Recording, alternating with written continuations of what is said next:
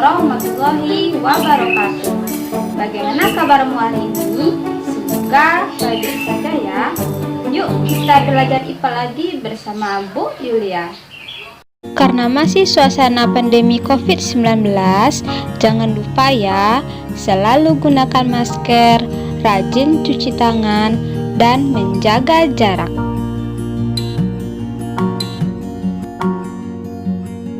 Sebelum kita lanjutkan materi, silakan kamu amati video berikut ini.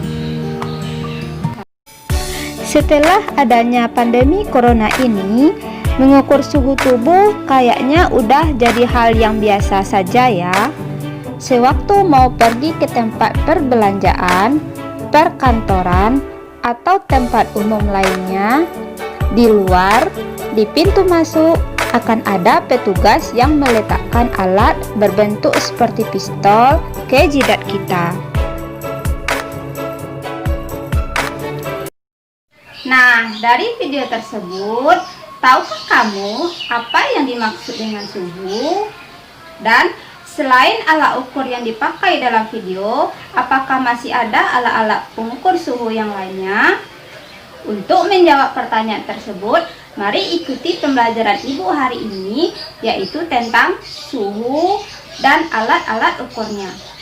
Adapun tujuan pembelajarannya, yaitu diharapkan kamu mampu menjelaskan apa yang dimaksud dengan suhu dan menjelaskan berbagai jenis termometer dan fungsinya. Bagaimana suhu tubuhmu ketika sedang demam? Kira-kira mana yang lebih tinggi, suhu tubuhmu ketika sedang demam atau dalam keadaan sehat? Ya, benar. Pada saat demam, tubuhmu akan terasa lebih panas daripada dalam keadaan sehat. Peristiwa ini juga terjadi pada siang hari yang cerah, di mana udaranya akan terasa lebih panas dibandingkan dengan udara pada malam hari atau musim salju yang terasa lebih dingin. Dari dua contoh peristiwa tadi, kira-kira apakah yang dimaksud dengan suhu? Suhu merupakan ukuran atau derajat panas suatu benda. Benda yang panas mempunyai derajat panas lebih tinggi daripada benda yang dingin.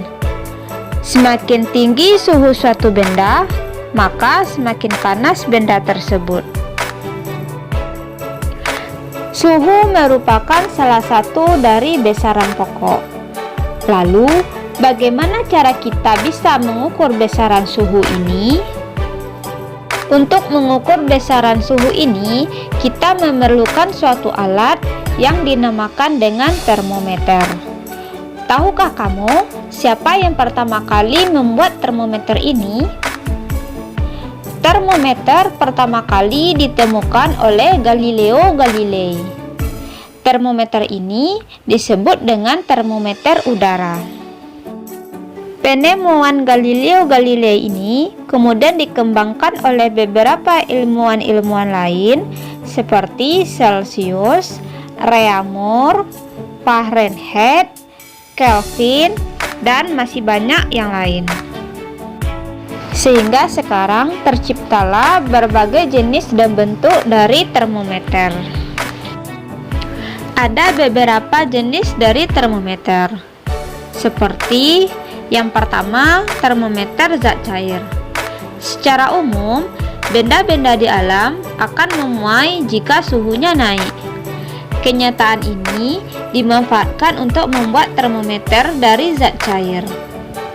Zat cair yang digunakan umumnya adalah raksa atau alkohol jenis tertentu, yang mana raksa atau alkohol tersebut memiliki keistimewaan dan kekurangannya masing-masing. Beberapa termometer yang menggunakan zat cair antara lain termometer laboratorium. Termometer ini biasanya digunakan oleh praktikan ketika sedang melakukan kegiatan praktikum di labor. Skalanya antara negatif 10 derajat Celcius sampai 110 derajat Celcius. Kemudian ada termometer suhu badan. Termometer ini digunakan untuk mengukur suhu tubuh manusia. Skala yang ditulis antara 35 derajat Celcius sampai dengan 42 derajat Celcius. Yang kedua, termometer bimetal. Merupakan sebuah termometer yang terbuat dari dua buah kepingan logam yang masing-masing memiliki koefisien muai berbeda yang dikeling atau dipelat menjadi satu. Kita lihat jenis termometer lainnya, yaitu termometer kristal cair. Pada termometer ini terdapat kristal cair yang warnanya dapat berubah jika suhu berubah. Kristal ini dikemas dalam plastik tipis, digunakan untuk mengukur suhu tubuh, suhu akuarium, dan sebagainya. Selain itu, masih banyak jenis-jenis termometer lainnya, seperti termokopel, termometer inframerah, termometer Six Bellani, termometer hambatan, termometer pirometer, dan termistor. Bagaimana? Sudah paham kan mengenai besaran suhu dan alat-alat ukurnya? Sekarang Ibu mau bertanya, tubuh atau indera kita juga bisa merasakan tingkatan panas atau dingin suatu benda.